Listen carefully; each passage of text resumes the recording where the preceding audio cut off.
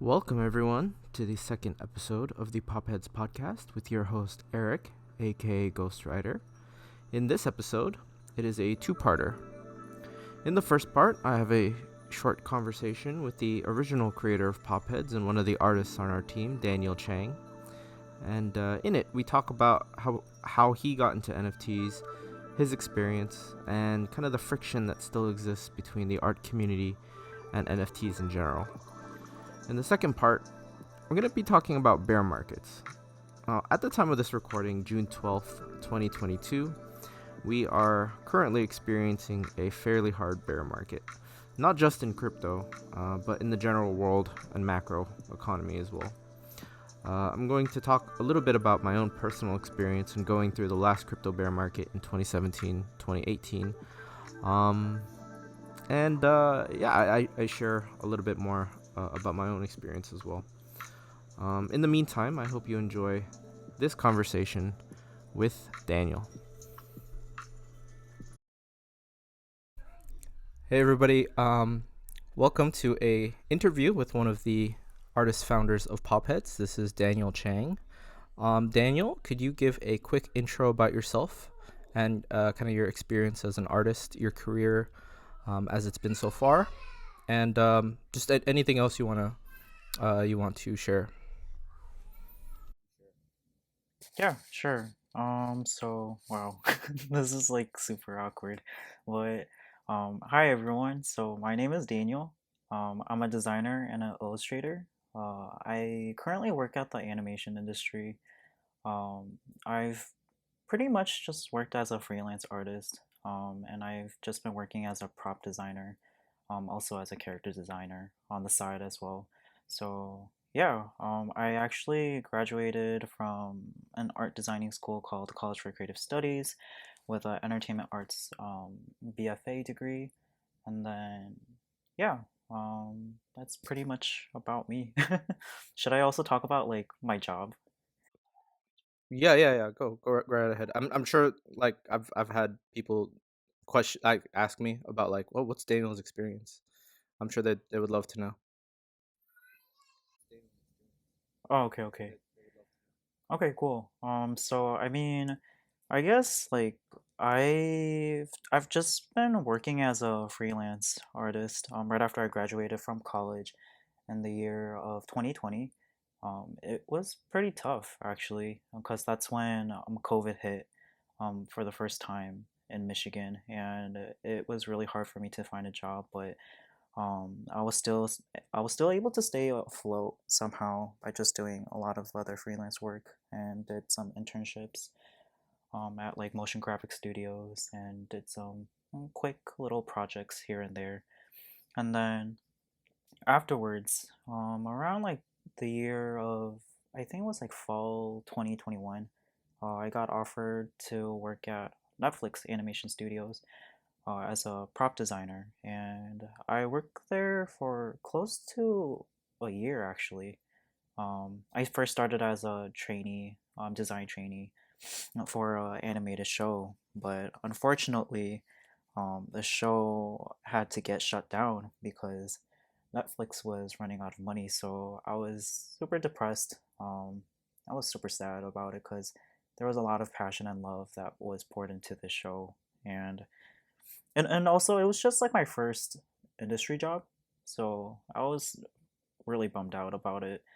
But it's always in my heart, and I really appreciate the experiences that I was able to gain from it. But yeah, that's pretty much it. And right after, like, I mean, joined the NFT space while I was still working at Netflix, and I first started with PopHeadz, and that was like my first auction, one-on-one auctions, and I was just doing it for fun.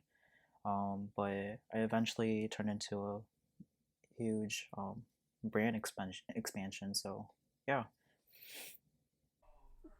Yeah, actually, real quick, just to step back. One interesting thing that we talked about before was that you actually, I mean, you live in Michigan now, but you actually did try to come to La La Land or Los Angeles.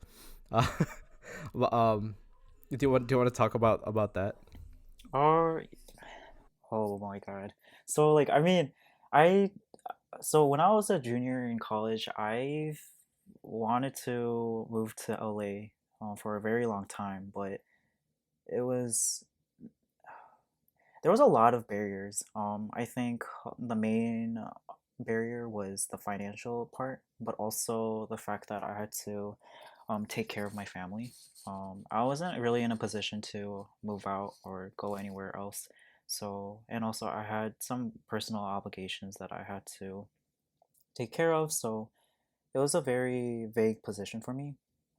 But um, actually, which is the reason why I'm kind of like thankful that COVID kind of happened, although it's kind of pessimistic of me to say that on some level, because with COVID happening, I was able to just work remotely at Netflix, and I think there was a lot of comfort and there was like less pressure and stress for me to relocate, find a place to live, um, and also worry about like transportation and stuff. So yeah, and I pretty much just worked from home in Michigan, and I was able to just find a lot of comfort doing that. And so, well, yeah, I mean, I did have a lot of I actually did want to move to LA. It's just that just I just knew that it wouldn't be possible, especially during this specific circumstances that we're going through. But yeah. Um, when you did the original concepting and art for PopHeadz, can you talk a little bit about what kind of art inspirations that you had to create those original ones? Um, so I think a lot of my inspirations comes from a lot of like anime, obviously, and also from like a lot of artists that I admire, like Takashi Murakami, and also like Sachin Tang. There's a lot of artists that has influenced me, along with like a lot of different animated shows as well. So I think it really shaped how I wanted Pop Hits to be, especially with Tiger. I wasn't really planning on making multiple heads, like multiple heads of Pop Hits. I mean, because I was just doing the Tiger head just for fun, and just so happened that I decided to expand on it. Was it something that you were concepting even before you started NFTs, or was it like as you were getting into NFTs? I mean, I think it was just something that I was just concepting before I joined NFT. Um, I didn't really think much of it. It was just one of those drawings where you just do it and then you don't think about it anymore and you just work on a different drawing, you know? So it was just a very, um, it was just one of those little personal doodles that I didn't really think much of. Not until right when I joined the NFT space, um, when I had to think about what type of pieces I had to showcase. Um, that's when I thought that the pop heads, the tiger, would be a good blueprint for me to try out and just to mess around and what the responses would be. So as you were transitioning into NFTs, I mean, you already had kind of a budding, at least art following on Instagram. You had a little bit of a following there. Can you talk a little bit about the reception you had? I mean, within the NFT community, and then outside of it, because I know that's a big kind of topic for artists right now. Oh boy. Yeah. So I mean, Eric, I mean, you're already aware of Yeah. what type of shit I had to go through, um, but yeah, I mean, I remember like I when I first posted like the four pop hits that were sold off on my Instagram, um, I had a lot of crazy responses. I think I had over like 30K likes on it, but then the comments were just there was a lot of supportive comments, a lot of comments saying, "Wow, this is super neat. This is so cool." Blah blah blah. But I mean, there were also people who were being critical of my Mm. decision of crossing over to the NFT space, and I mean, a lot of people expressed disappointment, saying that I'm wasting my skills towards something that is just that's gonna burst. It didn't seem realistic, and yeah, I mean, there was a lot of negative connotations, a lot of negative feedbacks that I received, but didn't I decided not to like bother me that much, but a lot of the comments were just very entertaining, I Yeah. think, because it was just, I mean, because like I come from that perspective as well. So I understood why they would react in that same way, but at the same time, it kind of felt very entitled of them to still criticize me on that level. So yeah, it was interesting. What made you take the jump in the first place? I know there was obviously that hostility, and there still is, for artists joining NFTs. Was it kind of like when we started because I kind of remember the transition at the beginning, and I talked about it in episode 1 of the podcast. But was it kind of seeing the kitchen form, and then Joyce doing the auctions, because I know you'd been following her.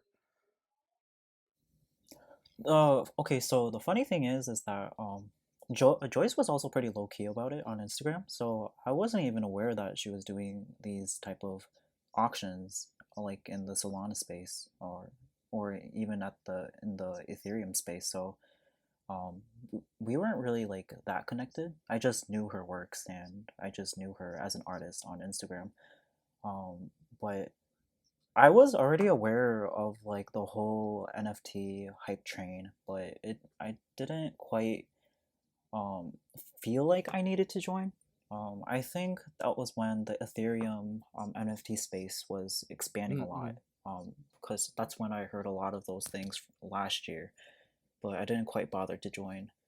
But Joyce actually reached out to me saying that she thinks that I would be a really good fit um in this space, and she gave me tons of tons of like artist examples, and one of them was like John Lee and like Adam Ape and Bounty Hunters, and yeah, and it was just really exciting. All of them were pretty much like very like PFP based, but they were so unique, and the fact that they were able to make money off of it was also something that intrigued me a lot, because as for me who's a character designer, I thought that was something that was like a whole new avenue that I could potentially take, and it was very exciting for me. I took some time to think about it because I didn't want to just jump right in.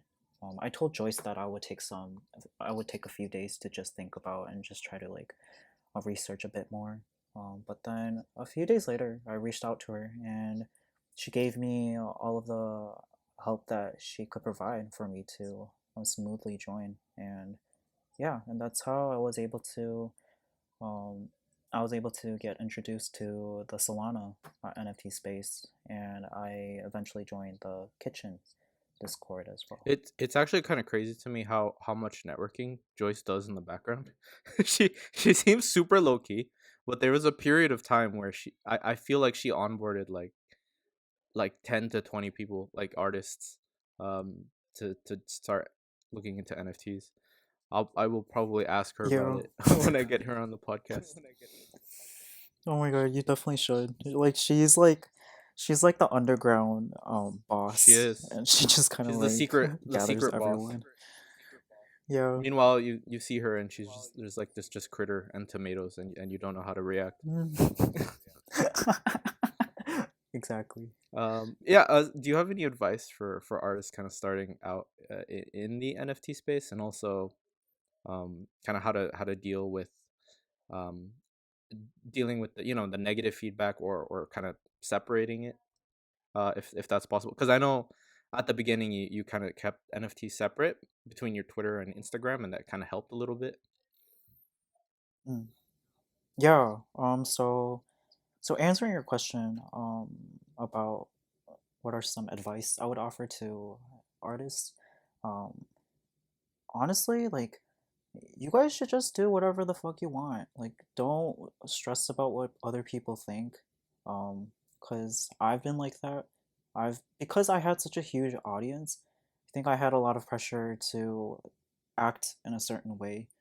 But then I soon decided just break away from that, you know? And because I'm an artist, I'm not here to just entertain people. I'm just doing art for myself and for the people who enjoy my works, you know?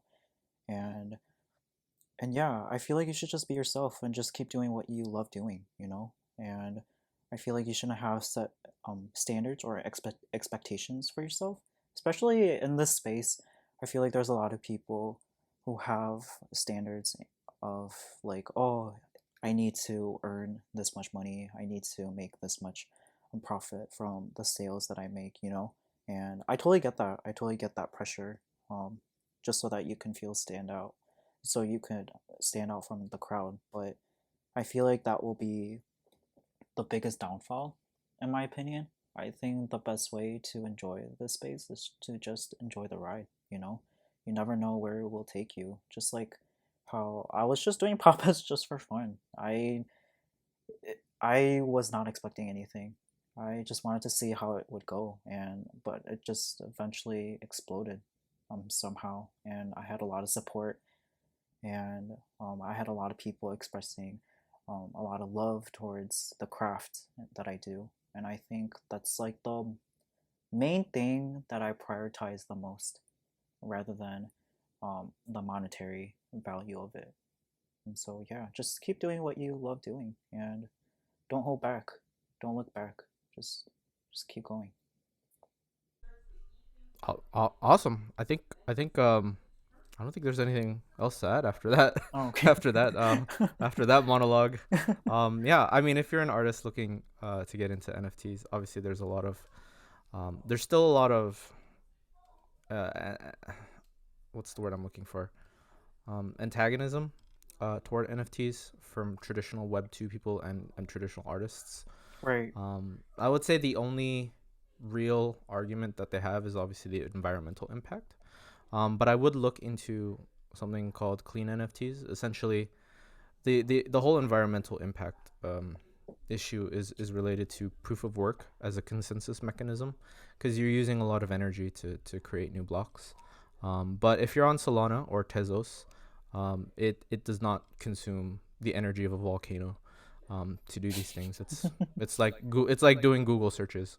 So really, that argument doesn't exist on chains that use proof of stake, which again, Ethereum is moving toward as well.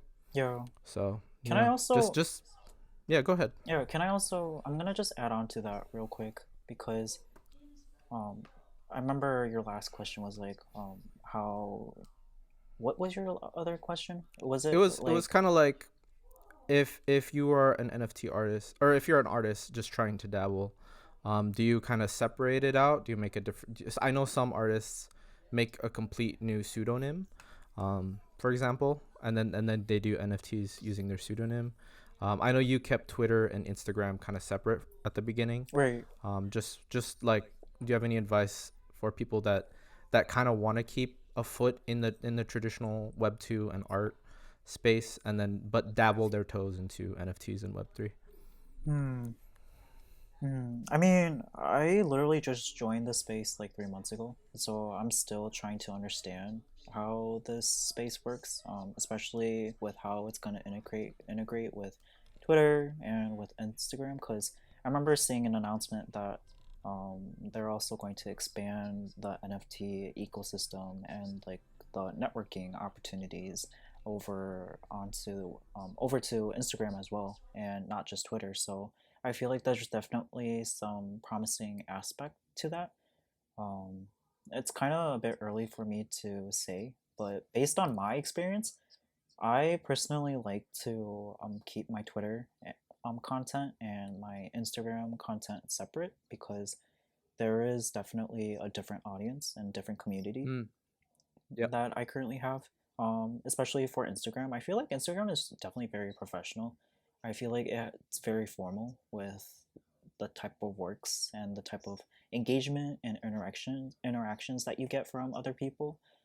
It's very, um, it just, I feel like the interactions that I get from Instagram is very, how do you say it? It's very like thin. It's Mm, doesn't feel like there's substance to it compared to Twitter. I think it's because Twitter is just a lot more casual, a lot more informal in that sense. I feel like it's a lot more easier to connect with people. And yeah, and I personally just feel like I've just had a lot of good experiences using Twitter. Um, Mm, mm. and it's just been very enjoyable for me to connect with different artists in that aspect. I feel like there's not much of a bigger barrier in that. I agree with you there Yeah, for sure. yeah. And so, but yeah, if you do want to, if there's people who are listening to this and you are currently trying to think about separating your content, yeah, go for it. I mean, that's what I'm doing right now, but um, I feel like you should still stay open to other possibilities as well, because it seems like Instagram is trying to catch up as well. So They are, yeah. they Mm. are. But I feel like so Twitter is kind of, to be honest, like almost one of the hubs of crypto activity, Exactly. and just chatter. But Instagram definitely hasn't been that at all. So I feel like they're gonna have a lot more friction with their users as they kind of integrate NFTs and crypto in there. Yeah, exactly. I mean, I feel like the community that's built around Instagram is a very um it's a very like normie community based um that's like surrounded from with Instagram. And I feel like with a lot of the artists and a lot of different people that I was able to connect with, it just feels very stagnant, you know? It's very awkward to spark conversations. But in comparison to Twitter, all you do is just talk. That's the premise of the platform itself, and I feel like there's a lot more. Um, it's a lot easier to connect with people in that sense, and so yeah. Yeah, I think I think that's it. Actually, that is all the questions I had for today. We'll probably have you back on as the project progresses to talk a little bit more about the Popheads vision and branding long term. But yeah, do you have any closing thoughts for the community? Yeah, I definitely do want to express my thanks towards everyone who had a lot of love and support towards PopHeadz. Um, yeah, I think I'm actually pretty nervous, kind of worried, excited, very happy that I can just do my own thing, but I feel like there's some level of fear that I have as a creator because this is my first time launching an actual brand entity, especially within Web3. So I'm definitely learning a lot. My team is learning a lot, and I really wish that we can definitely talk about a lot of the new progresses that we're making for PopHeadz. And yeah, and we would definitely appreciate all of the unending support that you guys have towards PopHeadz. And yeah, I'm definitely looking forward to discussing more things about it and eventually showing some more sneak peeks in the next months. I don't know how long it's going to take for us since we're being very careful about what type of works that we do, and also we're also being very cautious about the market itself as well. So, but yeah, Mm, definitely um, keep in touch and try to stay updated with the amount of work that we show. And yeah, that's pretty much that I wanted to say. awesome. Well, thank you. Yeah, thank you so much, Eric.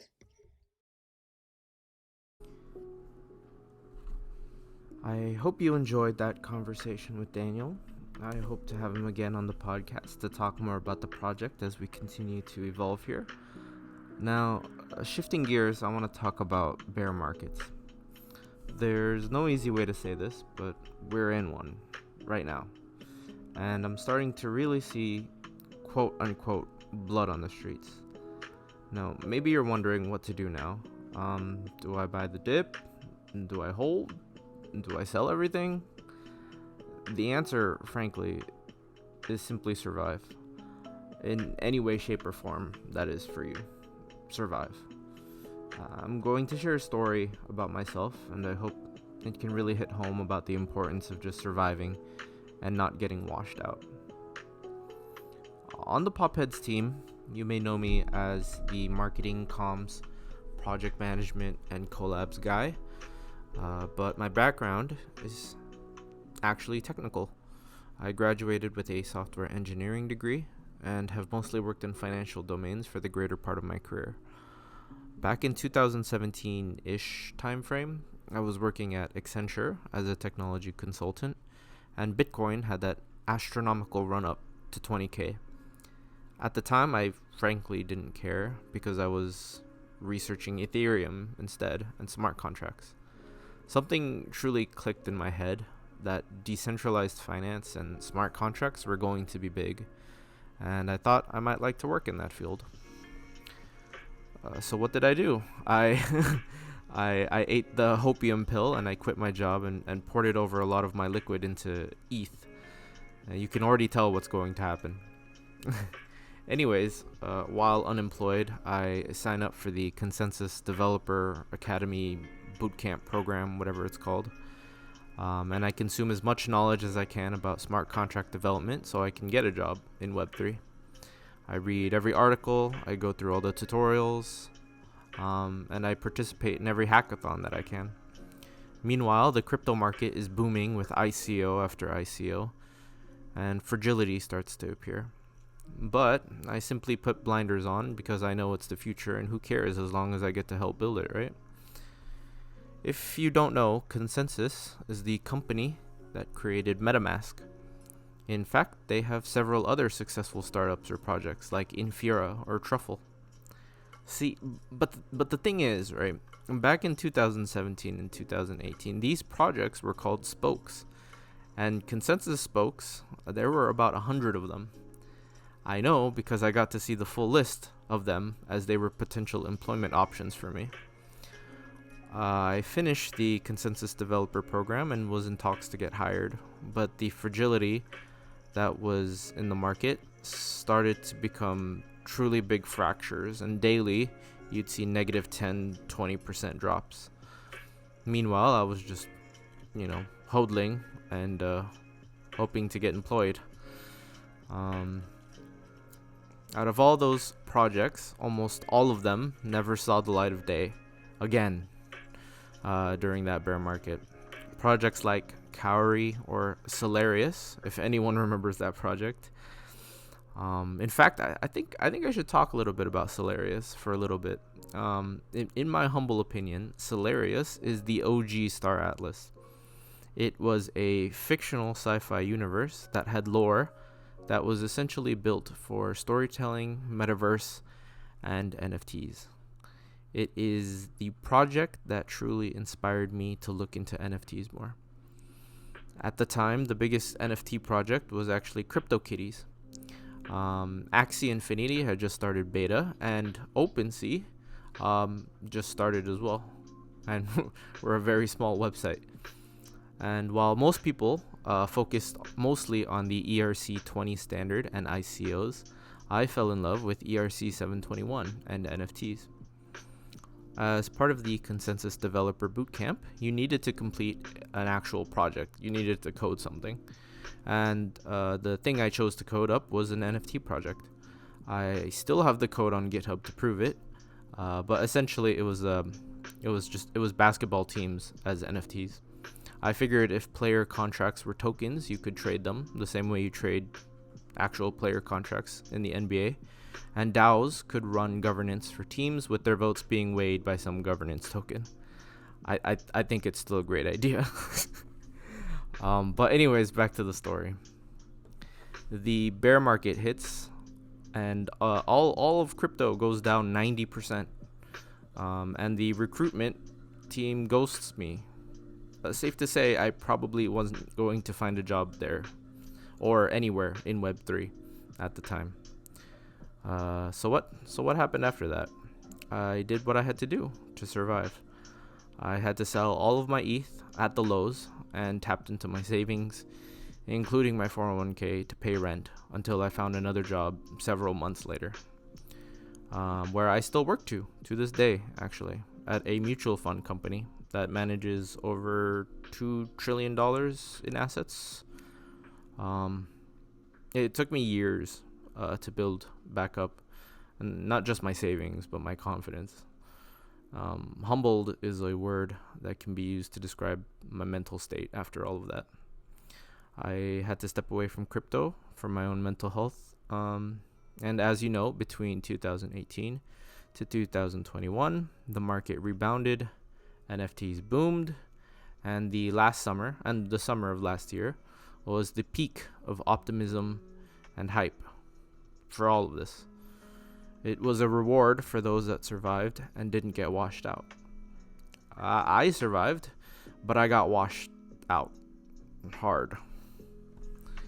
Now, in this bear market, I see some similarities and some things that are different as well. When I saw the news that Coinbase was rescinding offers, it very much felt to me like what happened when I was trying to work in crypto and trying to get a job at Consensus. Companies right now are trying to survive as well. The 2017-2018 crypto bubble was very much contained to that asset class, I would say. And that being said, the macro of this bear market touches even outside of just the crypto market, which is why it's different from the last one.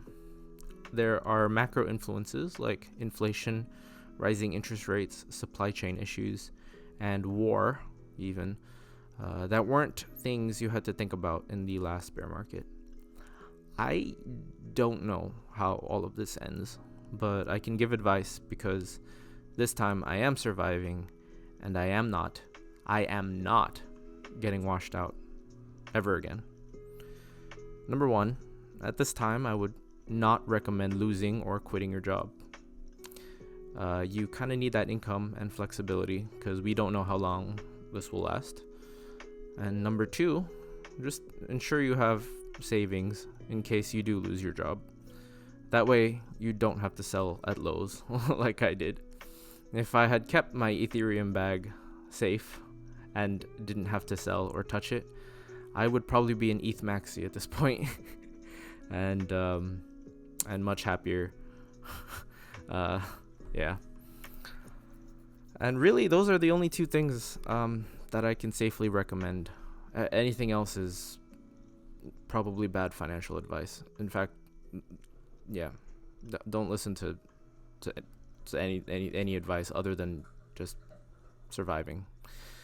If you're asking what I'm doing, though, not financial advice, I am doing exactly those things.